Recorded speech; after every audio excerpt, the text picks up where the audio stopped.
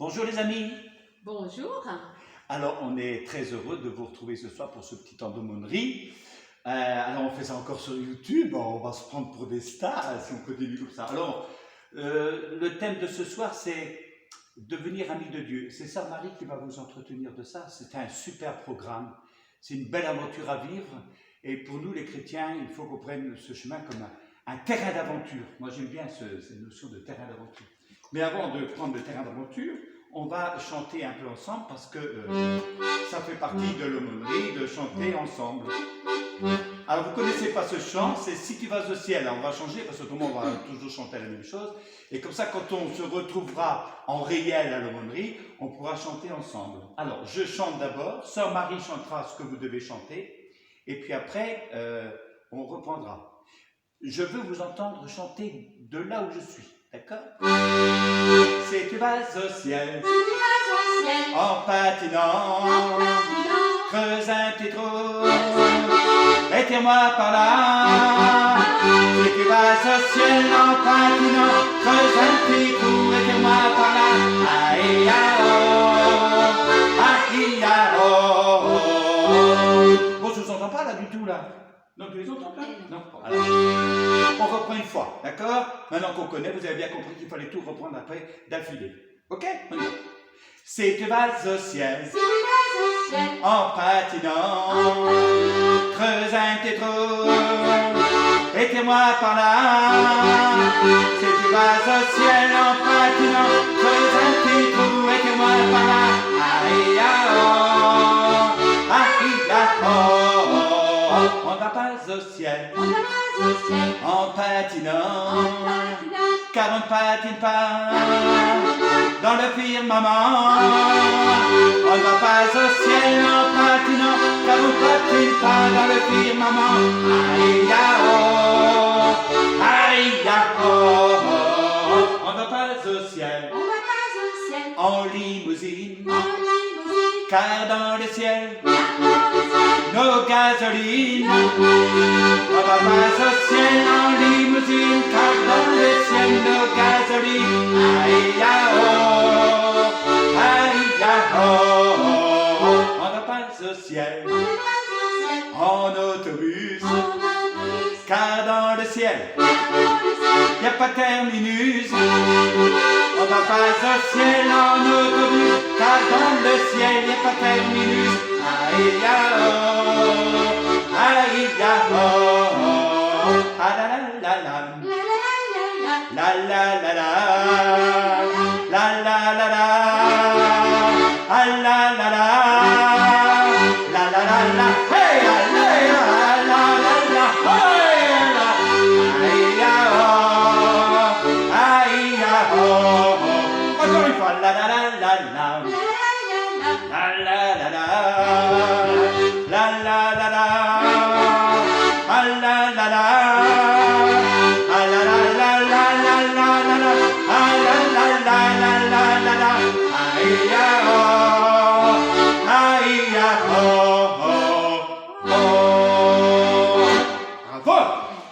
Alors maintenant, je vous laisse avec Sœur Marie pour ce petit topo de l'aumônerie. Devenir ami de Dieu, un vrai terrain d'aventure. Merci. Merci pour ce beau temps de joie que j'espère que vous avez apprécié, parce que moi j'ai beaucoup apprécié de pouvoir chanter comme ça avec le Seigneur et pour le Seigneur. Alors, je suis très contente de vous retrouver ce soir. Beaucoup d'entre vous me connaissent certainement et je pense que de mon côté, beaucoup de vos visages me sont familiers. Alors Serge m'a demandé, voilà, si je pouvais aussi partager, voilà, ce petit topo sur l'amitié avec Jésus. Comment vivre une amitié avec Jésus et pourquoi? Alors je vais commencer par un petit témoignage personnel. Moi je fais partie d'une famille nombreuse, nous sommes 7 frères et sœurs et je suis la 3e de la fratrie. Autant vous dire que lorsque j'étais enfant, il y avait de l'animation à la maison et pas toujours une ambiance paisible. Moi, j'étais d'un tempérament plutôt boudeur et assez solide. Et une période très importante dans ma vie, c'est une période, c'est le catéchisme. voilà, dans les années 8, 9, 10, 11. Le caté, pourquoi? Parce que j'y ai découvert comme un ami, comme quelqu'un à qui je pouvais tout dire et tout confier. Voilà, une vraie personne qui m'entendait. J'habitais la campagne, près d'une petite chapelle avec un calvaire. Je suis bretonne, hein, beaucoup le savent. Et j'avais pris l'habitude de venir au pied du calvaire pour parler à Jésus. Vous connaissez donc Camille? Voilà. Eh bien, c'était un peu comme ça, Sœur Marie et Jésus. Une relation toute simple, vraie mais profonde. Lorsque j'étais fâchée, en colère ou triste, eh ben, je venais souvent me réfugier près de Jésus et je lui disais, toi tu peux tout comprendre parce que tu as beaucoup plus souffert que moi. Et c'est vrai.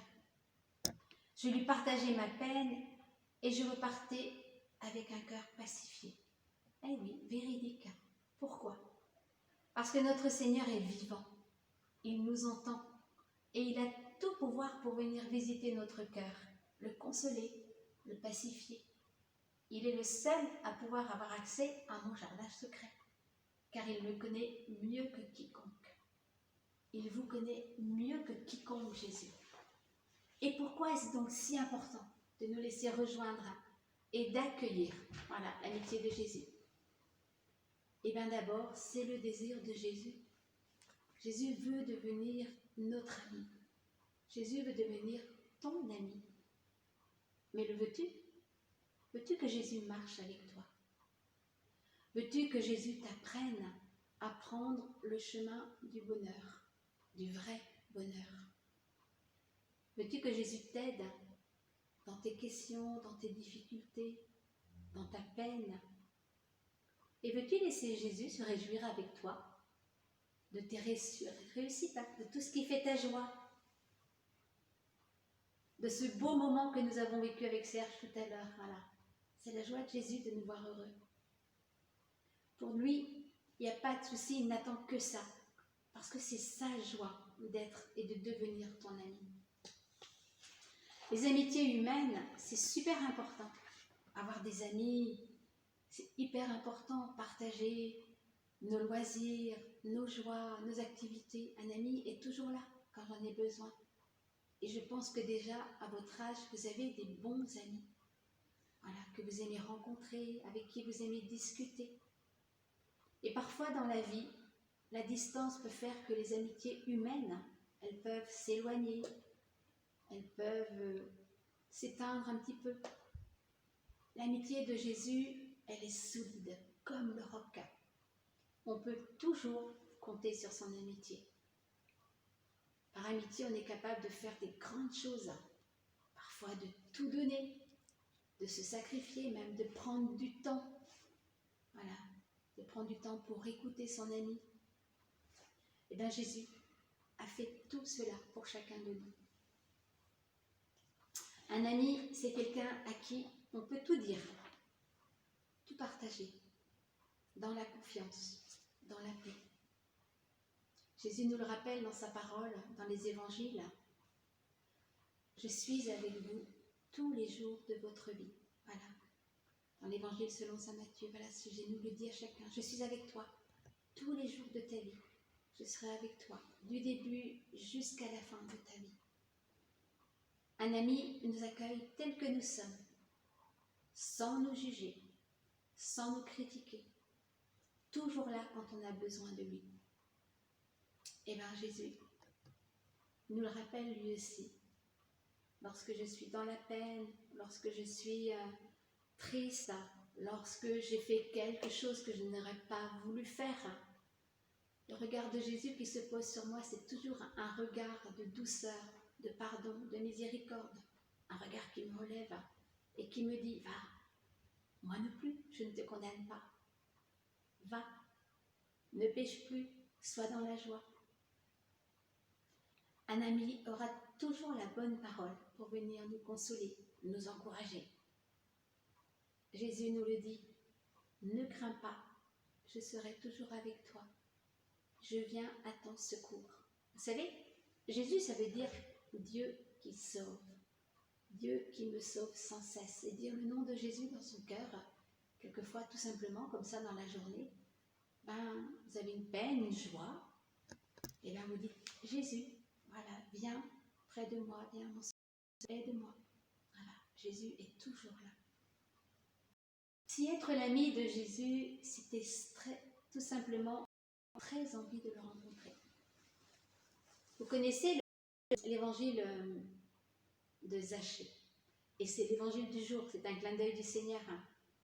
Zachée connaissait Jésus, mais connaître, il a entendu parler de Jésus. Ce n'était pas encore un ami de Jésus, mais il avait envie de savoir qui était Jésus. Alors, vous irez lire l'évangile du jour, il monte sur un petit arbre, un petit sycomore, là, pour voir Jésus quand il va passer. Sans se faire voir, bien sûr. Mais Jésus connaissait son cœur. Jésus l'avait déjà vu. Qu'est-ce que Jésus lui dit? Zachée, descends de ton arbre et viens dans ma maison. Voilà, je veux habiter chez toi. Je veux habiter ton cœur. Je veux devenir ton ami. C'est ce que Jésus dit à chacun. Michel, je veux devenir ton ami. Camille, je veux devenir ton ami. Anne, je veux devenir ton ami. Paul, le veux-tu? Moi, je veux devenir ton ami. À chacun d'entre nous, Jésus nous le demande aujourd'hui particulièrement. Il attend que notre cœur s'ouvre. Alors c'est vrai, pour entretenir une amitié, il est nécessaire d'entretenir une relation, un dialogue. Mes amis, j'ai besoin de les voir, de leur parler, de leur téléphoner. Et on sait qu'aujourd'hui, c'est pas facile, surtout aujourd'hui avec le confinement, je n'ai pas cette liberté de voir mes amis comme je voudrais les voir. Et je sais que ça me manque. L'amitié avec Jésus, c'est pareil. Il est nécessaire aussi pour moi d'entretenir une relation, un dialogue, de connaître Jésus. Vous allez me dire, mes amis, c'est facile, je les vois. C'est vrai. Jésus, je sais qu'il est là, dans la foi. Mais vous savez, lors de votre baptême, vous avez reçu l'Esprit de Jésus dans votre cœur. Et par son Esprit, Jésus vient vous parler. Écoutez-le. Voilà. Faites silence souvent dans votre cœur et demandez à Jésus, qu'est-ce que tu veux me dire, Jésus? Je vais vous raconter une histoire. C'est l'histoire d'un petit garçon qui vivait chez son grand-père. Chaque matin, le grand-père prenait un petit temps pour lire la parole de Dieu. Son petit-fils essayait de l'imiter. Mais un jour, il demande à son grand-père, « Grand-père, j'essaye de lire la parole de Dieu, mais le peu de fois où j'arrive à comprendre quelque chose, je l'oublie presque aussitôt. Alors à quoi ça sert? Autant que je ne la lise plus. » Le grand-père terminait tranquillement de mettre du charbon dans le poêle. Il dit à son petit-fils, en lui donnant le panier, « Va au fleuve et apporte-moi de l'eau. » L'enfant y va, mais bien entendu, quand il revient, plus d'eau dans le panier. Le grand-père ricane et lui dit, « Ben alors, tu dois être plus rapide, vas-y, retourne au fleuve et prends de l'eau. » Naturellement, cette autre tentative, elle échoue, elle aussi. Le petit-fils se dit, « C'est impossible, je vais aller chercher un seau. » Mais le grand-père insiste, « Je ne t'ai pas demandé un seau d'eau, je t'ai demandé un panier d'eau. » Le jeune sait très bien qu'il n'y arrivera pas, mais il y va quand même pour montrer à son grand-père que c'est inutile. Il a beau être rapide, l'eau filtrait des trous du panier. Il retourne au fleuve et rapporte le panier vide à son grand-père, en disant, « Tu vois bien, grand-père, ça ne sert à rien du tout. » « Tu es sûr, dit le grand-père. Regarde un peu le panier. » L'enfant regarde. Le panier qui était tout noir à cause du charbon est maintenant parfaitement propre. « Fiston, voilà ce qui t'y arrive quand tu lis la Bible. Tu ne comprends pas tout. Tu ne te souviens pas toujours de ce que tu as lu. Mais quand tu la lis, c'est à l'intérieur de toi que ça change. Dieu travaille comme ça dans nos vies. Il nous peaufine intérieurement. et peu à peu nous transforme pour que nous puissions lui ressembler. Voilà mes amis, on va terminer par un petit temps de prière pour demander à Jésus de devenir votre ami. Et je vous invite là où vous êtes, dans votre chambre peut-être, dans le salon, à vous mettre à genoux, à fermer les yeux, mais surtout à ouvrir votre cœur. La clé, elle est de votre côté. Jésus attend. Mais si la porte reste fermée, il ne pourra pas venir rejoindre votre cœur.